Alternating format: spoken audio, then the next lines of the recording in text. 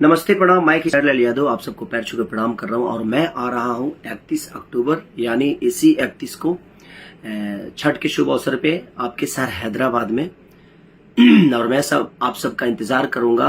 स्थान है मैत्री ग्राउंड, पटनचेरू पुलिस स्टेशन के पास में ये कार्यक्रम छठ के शुभ अवसर पे हो रहा है और हमारे व्यवस्थापक जो हैं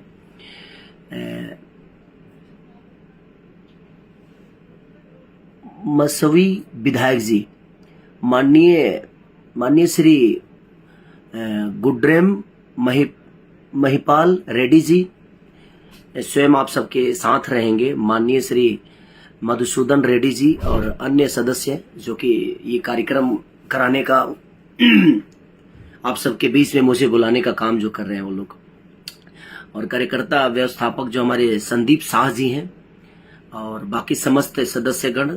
तो आप लोग आइए, पटनचेरू पुलिस स्टेशन के पास में ये कार्यक्रम हो रहा है, मैत्री ग्राउंड पटनचेरू। तो 31 तारीख को हम आप सबका वेट करेंगे। आप आइए और अपना प्यार और आशीर्वाद खेसारी लाल यादव को और पूरी टीम को दीजिए, क्योंकि हम पूरी रात आप सबके बीच में रहने वाले हैं। और मेरे तरफ से पूरे सदस्यगण को ढेर सारी छठ की शुभकामना कि ऐसे ही छठी मैया सब पे अपना कृपा बना रहे। Love you all.